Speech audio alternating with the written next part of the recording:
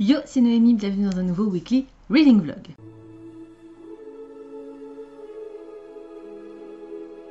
On est parti pour une semaine en célibataire plus ou moins. Mon chéri est rentré chez sa maman, du coup je vais être toute seule pendant une grosse partie de la semaine. Je ne sais pas encore jusqu'à quand, vendredi, samedi, dimanche, mystère.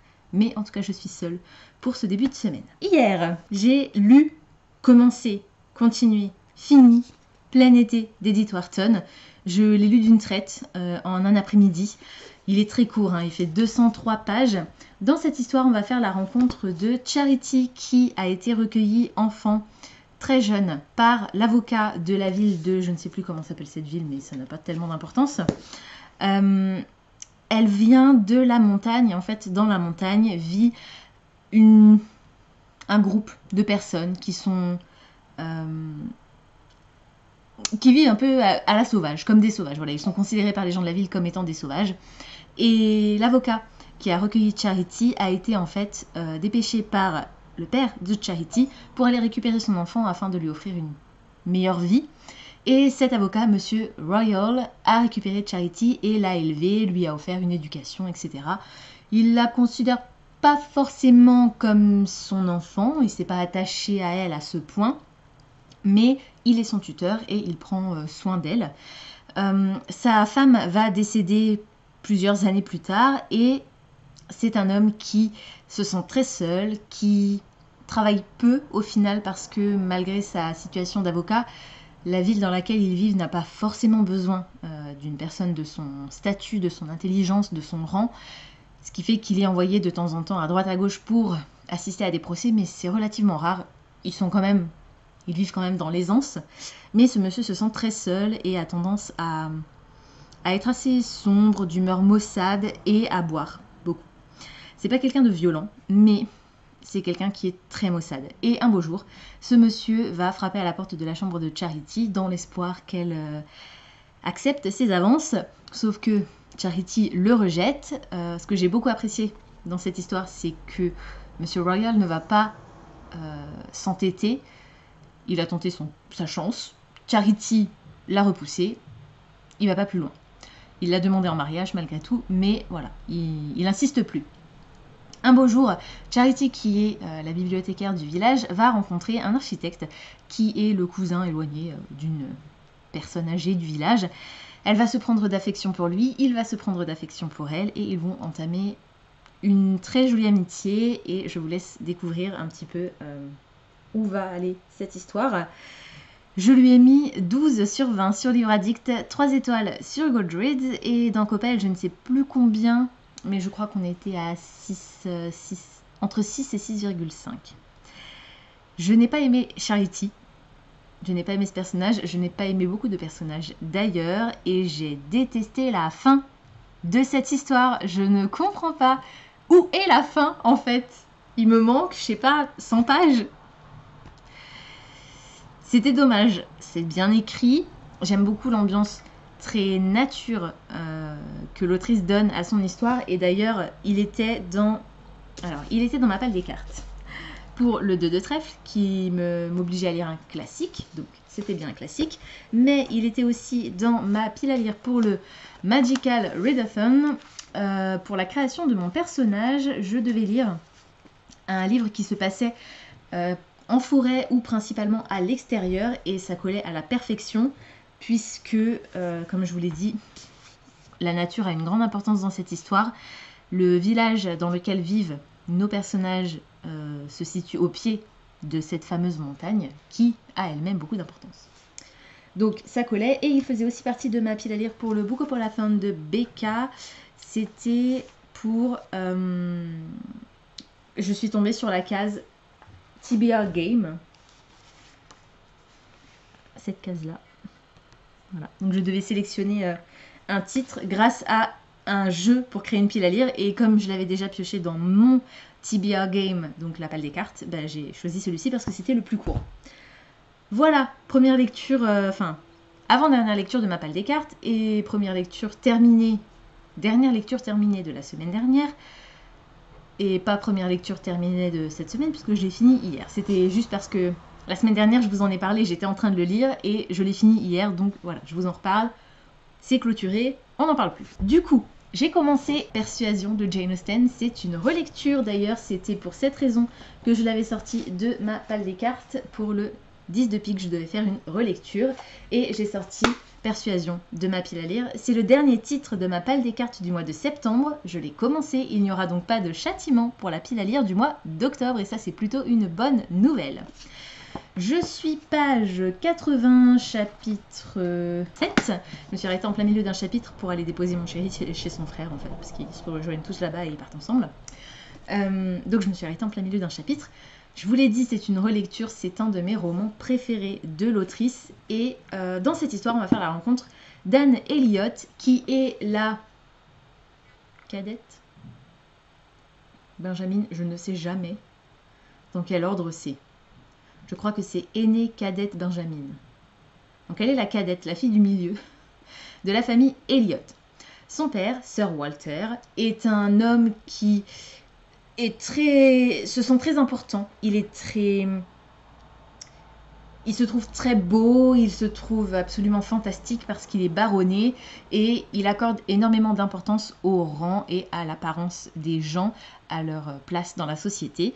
Sa sœur aînée, Elisabeth, était tout comme son père et leur sœur Benjamin, Mary, s'est mariée il y a plusieurs années à Charles Musgrove et vit du coup pas très très loin de la propriété dans laquelle ils ont tous vécu pendant très longtemps et la maman est décédée il y a plusieurs années. Un beau jour, les dettes de Sir Walter vont les obliger à louer Kellynch, donc le domaine dans lequel ils vivent, et ils vont partir s'installer à Bath, sauf que Anne va dans un premier temps se rendre chez Mary, leur sœur Benjamin, qui est hypocondriaque et absolument insupportable. Oh, ce personnage, qu'est-ce qui m'agace. J'ai envie de lui filer des baffes. Et dire, mais meuf, mais purée, mais réveille-toi, ça suffit maintenant, mec. Laissez-la. Laissez-la faire son petit numéro, là. Laissez-la tranquille. Voilà, elle est horrible. Ce personnage est terrible. Bref, bon, elle est pas méchante, mais elle est insupportable. Et donc, Anne va se retrouver chez sa sœur Mary et dans la société des Musgrove, donc la famille par alliance de sa jeune sœur. Et il se trouve que les nouveaux locataires de Kellynch sont l'amiral Croft et sa femme. Et par un heureux hasard de circonstances, Madame Croft se trouve être la sœur du capitaine Frederick Wentworth, avec qui Anne était fiancée il y a de cela 8 ans. Mais la très très bonne amie de sa maman, qui est décédée, je vous le rappelle, et de la famille en général, Lady Russell, voyait d'un très très mauvais œil cette union pour Anne, qui n'avait à l'époque que 19 ans, et Frederick Wentworth, lui, n'avait que son nom, il n'avait pas de titre, il n'avait pas de bien, il n'avait que sa profession et la chance qu'il pourrait peut-être un jour faire qu'il fasse fortune, mais rien n'était sûr, il était seulement marin à l'époque. Anne, étant très très proche de Lady Russell et malgré tout l'amour réciproque qu'elle portait à Frederick Wentworth, a décidé de rompre leurs fiançailles et Frederick est parti. Devenu capitaine, il a fait fortune et il revient dans le voisinage, sa sœur ayant loué la maison d'Anne Elliot. Voilà, je ne vais pas m'attarder plus longtemps sur le résumé, c'était déjà assez long. J'adore cette histoire. Le livre est donc ponctué par ces magnifiques illustrations de Margot Motin et très drôle parce que Margot Motin détourne le texte dans une sauce moderne en fait et c'est hilarant, voilà, donc j'adore, je prends un plaisir fou à relire cette histoire que j'ai revue il n'y a pas très longtemps puisque comme je vous le disais la semaine dernière, je crois que j'ai dû me refaire toutes les adaptations des studios Koba Films des romans de Jane Austen, donc j'adore. Persuasion, je vous l'ai dit, il était dans ma palle des cartes, mais il fait aussi partie de mon Magical Readathon pour l'étape 3 The Mist of Solitude. Il faut lire un standalone. Persuasion est un standalone. Et je ne sais pas s'il était dans mon Bookopolathon. Non. Donc il fait partie de mon Magical Readathon et de ma palle des cartes. Voilà, c'est le dernier titre de ma palle des cartes et je suis très contente. Et tout à l'heure, j'ai aussi écouté Bone Crier's Moon. Alors, j'ai écouté le prologue et un petit bout du chapitre 1 et j'étais en voiture, du coup je suis arrivée à ma destination. Je ne l'ai pas repris parce que je n'avais pas le texte sous les yeux. Je vais poser le livre, hein, mais voilà, j'ai le livre, j'ai la jaquette. Je n'avais pas le texte sous les yeux et c'était un petit peu trop complexe pour moi de comprendre tout ce qui se déroulait sans le texte sous les yeux et surtout en étant concentrée sur la route. Quand c'est en français, ça va, je réussis à me concentrer sur la route et sur le texte en même temps, mais en VO, c'est pas possible. Et puis alors, le narrateur alors, d'après ce que j'ai compris, il y aurait trois narrateurs différents dans le livre audio et du coup 3 narrateurs différents vraisemblablement dans le roman. Et le narrateur masculin, celui qui raconte le prologue, articule très peu. Je trouve qu'il mâche ses mots, ce qui fait que j'ai rien compris à la moitié du prologue. J'ai compris ce qui se passait, il n'y a pas de souci, je sais ce qui se passe, je sais où on est, je sais quel personnage on suit, mais la moitié des mots, j'ai pas capté ce que le mec disait. C'est dommage, donc je vais le reprendre. J'ai écouté que 10 minutes, donc voilà, ça va aller. Je vais le reprendre et m'y replonger peut-être tout à l'heure. Je vais voir. Je pense que je vais plus me concentrer sur Persuasion parce que je veux vraiment avancer dans ce roman. J'aime tellement cette histoire en fait que je m'en délecte et je veux pas la lâcher. Mais je vais essayer de lire un petit peu de Bone Crier's Moon aussi parce que je l'ai découpé en 7 parties pour tenter de le lire sur toute la semaine.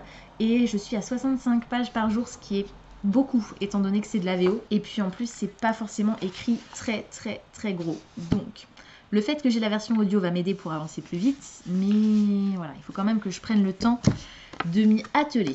Je vous rappelle que dans Bone Crier's Moon, parce que je vous en ai pas parlé, on va faire la connaissance de ces 2 personnages. Alors voilà, je ne sais pas qui, comment, pourquoi, quand, ça va être très rapide. Elle fait partie d'un genre de coven de sorcières et pour arriver à la pleine maturité de leur pouvoir, elles doivent assassiner leur âme sœur. Voilà, c'est tout ce que je sais, je ne veux pas en savoir plus. Et ah si, et je sais que lui, parce que du coup c'est le prologue, lui, son père a été assassiné par une Bone Grace, je crois que c'est comme ça qu'on les appelle. Bone Crier, donc pas Bone Grace, je ne sais pas pourquoi j'ai Bone Grace dans la... Parce que c'est le nom de la série, Bone Grace, je crois. Mais donc, les Bone Crier. Donc, son père a été assassiné par l'une d'entre elles. Et lui, il cherche à se venger. Vous vous doutez bien, donc c'est de la fantasy romance. Et j'ai très hâte de voir comment va se dérouler cette histoire. Mais pour l'instant, je veux absolument avancer dans Persuasion. Je suis passée chez Cultura ce matin, toujours pas de nouvelles de ma commande de Lore. La personne que j'ai eue chez Cultura m'a assuré que ma commande avait bien été validée. Il l'avait sous les yeux, il me l'a montré, donc effectivement, ma précommande a bien été validée, mais elle n'est toujours pas arrivée chez eux. Heureusement, il leur restait un exemplaire relié, donc je lui ai demandé de me le mettre de côté. Comme ça, il me le garde jusqu'au moment où je recevrai mon mail de confirmation m'indiquant que je peux aller chercher ma commande. À part Lore, je n'attends pas de courrier livresque spécifiquement cette semaine. Et comme on l'a dit, il n'y a pas de sortie. Du coup, je vais retourner à ma lecture et je pense que je vais passer une très bonne soirée. J'ai terminé Persuasion hier soir, je l'ai dévoré en une journée, c'était fantastique. Je vous l'ai déjà dit, c'est un de mes romans préférés de Jane Austen. J'ai beaucoup aimé les illustrations de Margot Motin qui ponctuent cette histoire. C'était incroyable. Voilà, j'ai passé un super moment. Je lui ai mis 19 sur 20 sur Livre Addict, 5 étoiles sur Goodreads et dans Coppa, il a atteint la note de 9,86. C'était génial. Je l'ai adoré et je vous en reparlerai un petit peu plus dans l'update lecture du mois de septembre. Du coup, j'ai commencé Bone Crier's Moon. Finalement, voilà, j'ai repris le petit morceau que j'avais écouté sans le texte. Hier, je les ai repris avec le texte. C'était beaucoup mieux. Et j'ai continué. Je ne suis pas allée très loin. Je n'ai pas réussi à atteindre la partie que je m'étais fixée pour hier, mais c'est pas très grave. Je suis page 39, chapitre 4. Voilà, pour l'instant, j'apprécie. Donc, je vais pouvoir vous en dire un tout petit peu plus. Alors, il se trouve que les Bone Criers sont ces fameuses femmes dotées de pouvoirs qui sont très utiles puisqu'elles permettent aux âmes des défunts de ne pas revenir peupler la terre, en gros. Voilà. Elles sont un peu les gardiennes des portails qui pourraient permettre aux âmes tourmentées de revenir hanter la surface de la terre. Donc, elles sont très utiles et elles sont obligées, pour atteindre leur plein pouvoir et être capable d'empêcher ces âmes de tourmenter les vivants, d'assassiner leur âme sœur. Voilà, ça je vous l'avais déjà dit, mais je ne savais pas pourquoi. Maintenant je sais, c'est parce que pour faire en sorte que l'ordre des choses soit dans le bon ordre, justement, elles n'ont pas le choix, tout simplement.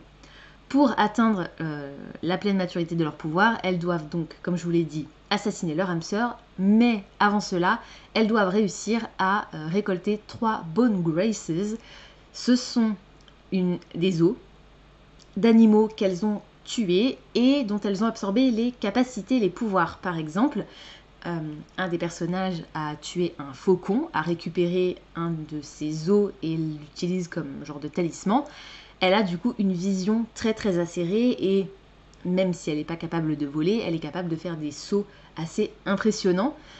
Voilà, donc elle récupère les petites facultés spécifiques aux animaux qu'elle tue et pour pouvoir atteindre ce fameux rituel au cours duquel elles doivent assassiner leur âme sœur, il faut qu'elles aient récolté 3 Bone Graces, donc les os de 3 animaux qu'elles ont tués.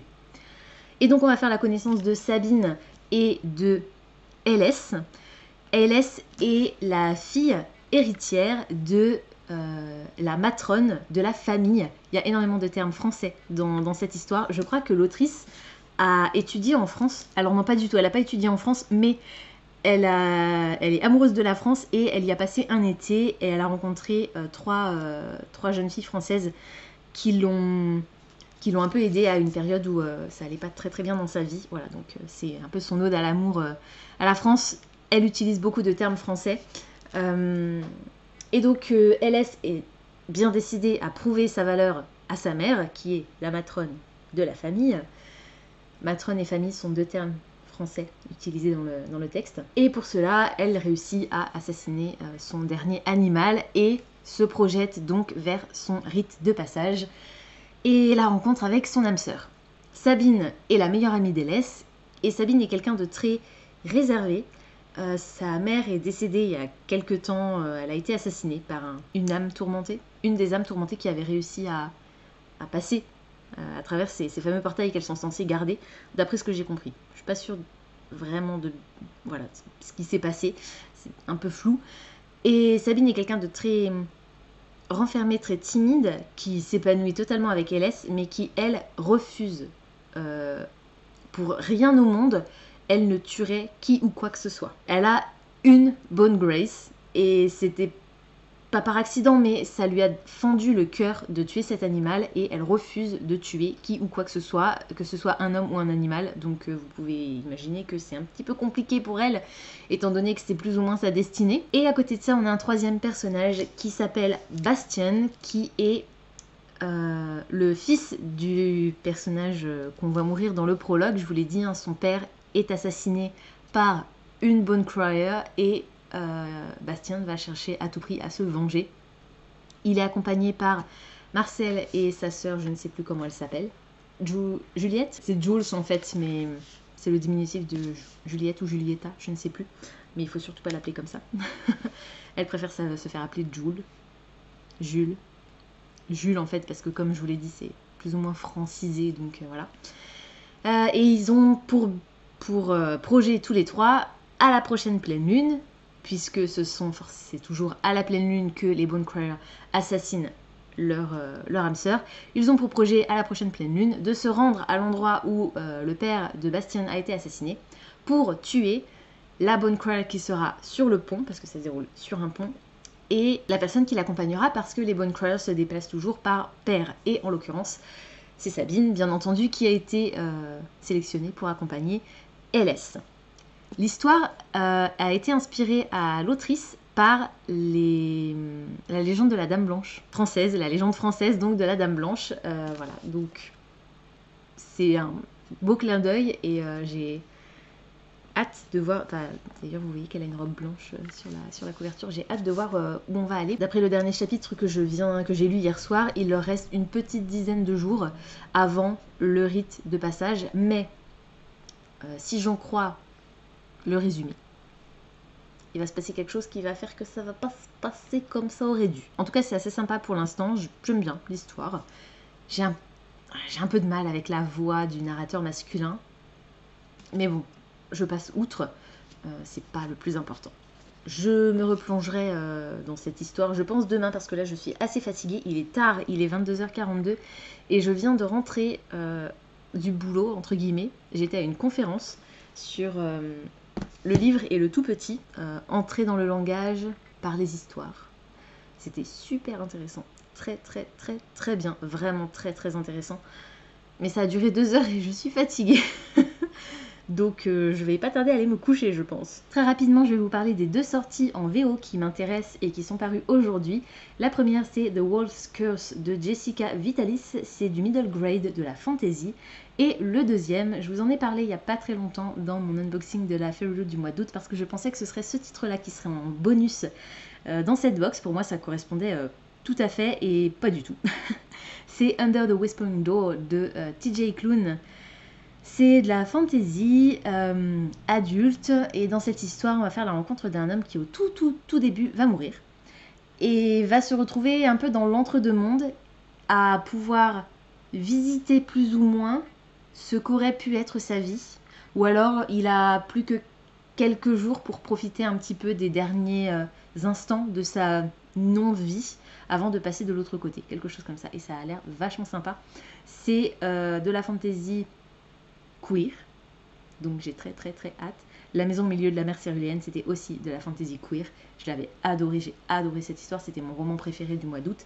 Donc voilà, j'ai très très hâte de lire son nouveau titre, en espérant que De Saxus le traduise aussi. Il y a 6 titres qui sont sortis aujourd'hui et qui m'intéressent, et ce ne sont que des titres en français. Le premier, c'est Amelia Woods, le tome 1, le manoir de Lady M.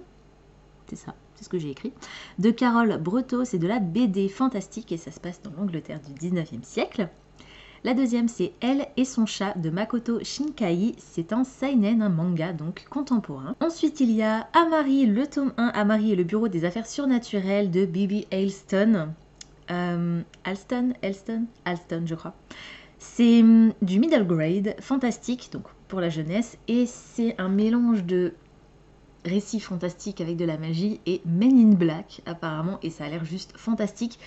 Je l'ai vu la première fois en version originale sur la chaîne de Gavin et j'ai très très très hâte de découvrir cette histoire en français, ça a l'air vachement chouette. J'ai aussi noté le tome 1 de la série Evanescence, le baiser de la mort de Erika Duflo. C'est du fantastique avec de la romance et on a les cavaliers de l'apocalypse comme personnages, donc ça a l'air vachement sympa.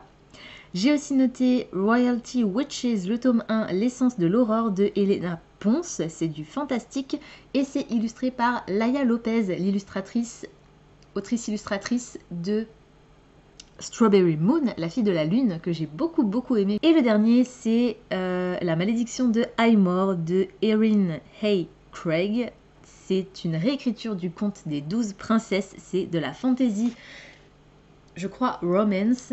Et c'est la traduction en version originale du titre House of Salt and Sorrow, je crois que c'est ça le titre original, que j'ai envie de lire depuis que je sais qu'il va sortir en VO. Donc je suis ravie. J'ai pas grand chose de plus à vous dire pour aujourd'hui, c'était un update très très court parce que je n'ai pas repris Bone Crier's Moon hier soir. J'étais trop KO, j'ai dormi très très tôt. Il n'était pas si tôt que ça, mais j'ai dormi vite. Et je suis pas sûre que je vais le reprendre ce soir. Je vais peut-être plutôt regarder 1 ou 2 vidéos et de nouveau aller me coucher parce que je dois me lever relativement tôt demain matin. Je me rattraperai peut-être demain après-midi puisque, comme vous le savez, je ne travaille pas le jeudi après-midi. J'aurai du coup un petit peu plus de temps pour lire demain. Je n'ai pas encore repris ma lecture de Bone Crier's Moon, je vais essayer de m'y remettre juste après vous avoir parlé. J'ai pas spécialement envie, en fait, je sais pas, j'ai pas spécialement envie de le reprendre. J'aimerais lire autre chose, je ne sais pas quoi, mais j'aimerais lire autre chose. C'est pas que l'histoire me plaît pas, hein. Je vous ai dit que c'était quand même intéressant, mais je suis pas hypée par le fait de reprendre ce bouquin. Peut-être qu'en m'y replongeant réellement, ça ira mieux. Pour l'instant, voilà. Mais je vais le retenter, enfin je vais tenter de m'y remettre juste après. 3 sorties du jour, on est parti avec My Dear Fucking Prince de Casey McQuiston. C'est du contemporain, young adult LGBT, de la romance. Je l'avais déjà repéré quand il était sorti en version originale. On va avoir une romance entre le fils de la présidente des États-Unis et le fils ou le petit-fils de la reine d'Angleterre, quelque chose comme ça. qui se détestent cordialement, mais qui vont finir par tomber amoureux. Alors la seule chose que je reproche à cette version française, c'est son titre. Et ça a beaucoup polémiqué autour, et je suis entièrement d'accord. Quel était l'intérêt d'insérer un gros mot dans le titre français? Le titre original étant Red, White and Royal Blue, rouge, blanc et bleu royal.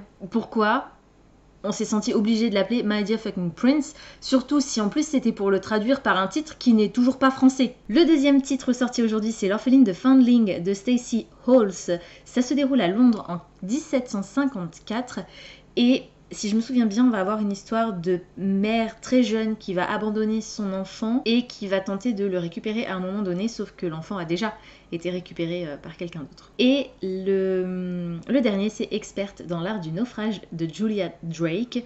C'est du young adulte, du contemporain, et je l'avais déjà repéré aussi en version originale. Apparemment, c'est hyper émouvant comme histoire, donc j'ai très hâte de la découvrir. J'ai reçu un petit mail de Cultura pour m'annoncer que ma commande était totalement annulée. Donc, j'ai bien fait d'y aller lundi pour faire mettre de côté le dernier exemplaire de l'or qui leur restait. Comme ça, j'ai pu le récupérer tout à l'heure. Voilà. Dès que j'ai reçu mon mail m'indiquant que ma commande était totalement annulée, j'ai foncé chez Cultura pour aller récupérer l'exemplaire que j'avais fait mettre de côté. Et j'en ai profité pour précommander aussi sur place les 3 tomes, enfin les 3 livres que j'avais déjà précommandés et payés en ligne, de façon à avoir une chance au moins sur 2 de l'avoir le jour J. J'ai précommandé donc le tome 3 de The Bone Season de Samantha Shannon. Il faut vraiment que je commence cette série.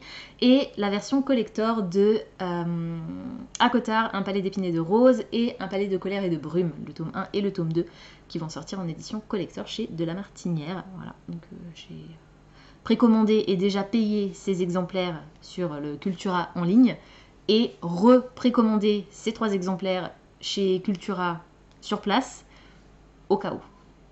Et je pense que je vais devoir faire ça systématiquement maintenant. Et ça m'agace. Vous pouvez pas savoir à quel point ça m'agace. Tu le précommandes, il est payé et il n'arrive pas. C'est inadmissible. Bref. L'eau d'Alexandra Bracken. C'est mon roman préféré du mois de janvier, je crois bien. Je l'ai trouvé fantastique. Regardez-moi cette beauté donc de Saxus. C'est la version reliée. Vous savez que tous mes 2 Saxus, je les achète en version reliée. On a du relief sur la couverture, du foil. Les end pages sont illustrés.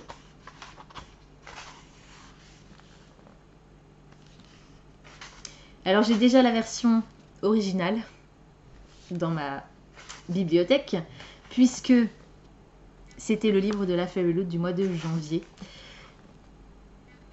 Et donc je l'ai déjà lu en version originale. Mais je le voulais en version française. Il est trop beau. Voilà, les end pages à la fin également.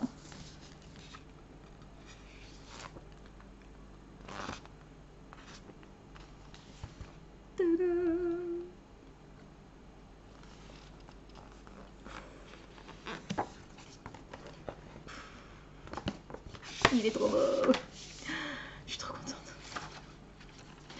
Donc je vais pouvoir le ranger directement dans mes livres lus puisque je l'ai déjà lu en VO. Dans cette histoire, on va faire la connaissance de Lo, qui est une jeune fille qui vit à New York, mais dans un New York légèrement différent du nôtre. C'est-à-dire que il y a des siècles et des siècles et des siècles, Zeus a puni les dieux, ses enfants, qui s'étaient rebellés contre lui. Les dieux sont désormais condamnés tous les 7 ans à errer sur terre pendant 7 jours en tant que mortels. Pendant ces 7 jours, tous les 7 ans, ils sont traqués par les descendants d'anciennes lignées de héros, c'est-à-dire Cadmos, Ulysse, Thésée, Achille, Persée, Méléagre, Bellérophon, Jason et Héraclès. Et donc, les descendants de ces anciennes lignées de héros traquent les dieux sous leur forme mortelle pour les assassiner, récupérer leur pouvoir et devenir à leur tour les dieux pour les 7 prochaines années. C'était trop bien. Cette histoire était fantastique, je vous la conseille de tout cœur et je vous invite à redécouvrir mon avis dans la petite vidéo que je vous mettrai par ici. Voilà, qui est mon update lecture du mois de janvier, je pense, du coup, puisque je suis quasiment sûre de l'avoir lu en janvier, ou bien février. Vous vous souvenez quand je vous disais hier, je crois, que j'avais pas envie de reprendre Bonecrier's Moon, que c'était pas parce que l'histoire ne me plaisait pas, mais juste parce que j'arrivais pas, j'avais pas envie de le reprendre, tout simplement, mais que probablement une fois que je serais dedans, ça irait mieux. J'ai lu 100 pages hier, d'une traite. Effectivement, une fois dans l'histoire, c'est génial. J'adore l'histoire, j'adore l'ambiance, j'aime beaucoup les personnages. Il y a un personnage qui m'énerve très très fort, c'est le personnage de Jules. Et donc je confirme que les noms sont très francisés. Je vous ai dit que le personnage principal masculin s'appelait Bastien, mais en fait c'est Bastien. Bastien à la française. C'est juste l'accent des narrateurs qui font que on entend plus Bastien ou Bastion, voilà. Mais c'est Bastien à la française. Voilà, donc j'aime énormément l'histoire, je trouve que c'est génial. Hélès a un caractère, une personnalité de feu, j'adore ce personnage. J'aime aussi beaucoup le personnage de Sabine. Bastien, pour l'instant, je suis un peu sur la réserve. Il est intéressant et je pense que son personnage va évoluer, puisque pour le moment, il a tous ses préjugés sur les Bonecryers, tout comme Hélès et Sabine. Sabine peut-être un peu moins, mais Hélès étant la fille héritière de la matrone de leur famille, vénère plus ou moins les Bonecryers. Pour elle, c'est sa destinée et il y a une raison qui fait qu'elles font ce qu'elles font et il n'y a rien qui peut remettre ça en cause. Peut-être que ça va évoluer aussi parce que malgré tout, même si elles n'assassinent qu'un homme au cours de leur vie, elles sont quand même des meurtrières, même s'il y a une bonne raison pour ce meurtre, ben, ça fait quand même, elles sont quand même des tueuses. Donc, est-ce que au fond, les deux parties n'auraient pas une partie raison, une partie tort? On ne sait pas. Voilà, on va découvrir ça au fur et à mesure de l'histoire, je suppose.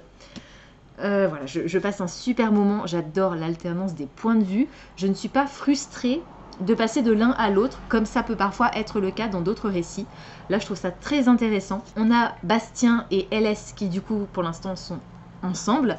Je ne veux pas trop rentrer dans les détails pour vous dire comment ils se sont retrouvés à se retrouver tous les deux ensemble là au même endroit, pour pas trop vous gâcher la surprise. Et on a Sabine qui, elle, est pour l'instant de son côté. Donc on a, même si on alterne entre les points de vue de Bastien et Hélès, ben on a la façon dont tous les deux voient la situation dans laquelle ils se trouvent, même s'ils sont ensemble. Donc c'est pas répétitif. Je sais pas si vous voyez bien ce que je veux dire. Et pour Sabine, c'est bien aussi, puisque elle est dans un tout autre cheminement par rapport à eux. Donc voilà, j'aime énormément pour l'instant cette histoire et j'espère que ça va continuer. Je suis du coup page 130, chapitre 14 et je vais me remettre à ma lecture tout de suite après avoir fini de vous parler, c'est-à-dire maintenant, parce que je crois que je n'ai plus d'autres choses à vous dire pour l'instant, pour aujourd'hui. J'ai bien avancé dans Bonecrier's Moon, j'ai pas la jaquette, mais elle est dans la chambre. Je suis page 313, chapitre 36. Voilà, ça vous dira rien. J'adore cette histoire, j'adore les personnages, j'adore les relations entre les personnages. On vient d'avoir une big révélation qui m'a pas forcément surprise.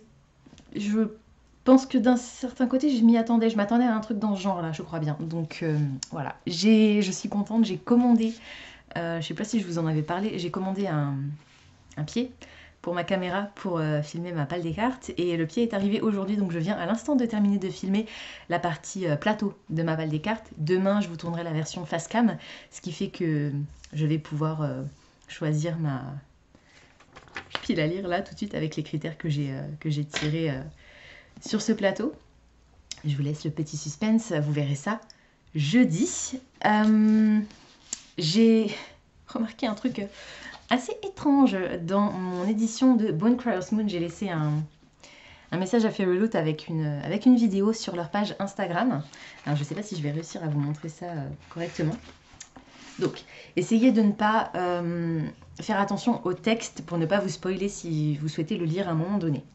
Alors, on est ici page 373, ok. Et en fait, cette page 373 est collée avec la page d'après. Et comme vous pouvez le voir, il n'y a rien sur les pages. Et la page suivante, c'est bien la page 374. Première bizarrerie. Deuxième bizarrerie, et alors là, J'ai juste halluciné quand j'ai vu ça. Ok. Je ne sais pas si ma caméra est suffisamment précise pour que vous voyez qu'il y a un problème.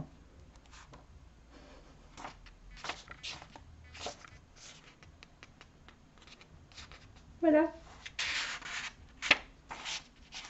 Trop bizarre, je sais pas. Je sais pas ce qui s'est passé. Alors ça n'empêche pas de lire. Mais c'est étrange. Voilà. Déjà que l'édition Fairyloot est une édition limitée collector, bah là mon exemplaire il est encore plus unique que les autres. C'est dingue. Bref, je crois que j'ai pas grand chose de plus à vous dire pour cette semaine. Pas de sortie depuis la dernière fois où je vous en ai parlé. À part le trépied et ma pile à lire que j'ai tournée, je suis contente. Voilà, je pense que je vais vous laisser là. Du coup, je vais retourner à ma lecture de Bonecrier's Moon et essayer de le finir demain, je pense. Je suis pas sûre que j'arriverai à le terminer. Il me reste encore tout ça. Je suis pas sûre que j'arriverai à le terminer aujourd'hui. Je pense que je vais faire une bonne grosse avancée. Mais je pense que je le terminerai plutôt demain. Et du coup, le 1er octobre, c'est vendredi. Donc, il me reste jusqu'à jeudi pour le terminer. Je ne pense pas que je lirai autre chose dans ma pile à lire, enfin dans mes piles à lire du Bokopolathon et du Magical Readathon, parce que j'ai pas de lecture vraiment très très courte. Quoique. Si je peux peut-être essayer de lire l'encyclopédie des anges et démons, des éditions du Héron d'Argent, une fois que j'aurai terminé Bonecrier's Moon. Je peux peut-être essayer de faire ça, mais les autres, je pense que je vais pas les tenter, je pense que je vais les remettre telles quelles dans ma palle globale. Et voilà. Donc je vais aller sélectionner ma pile à lire pour le mois d'octobre. J'ai hâte. Je vous laisse. Merci d'avoir regardé ce vlog jusqu'au bout. Et puis je vous dis à jeudi pour ma vidéo Pal des cartes. Et puis sinon à la semaine prochaine pour un nouveau weekly reading vlog. Aïe. Ciao.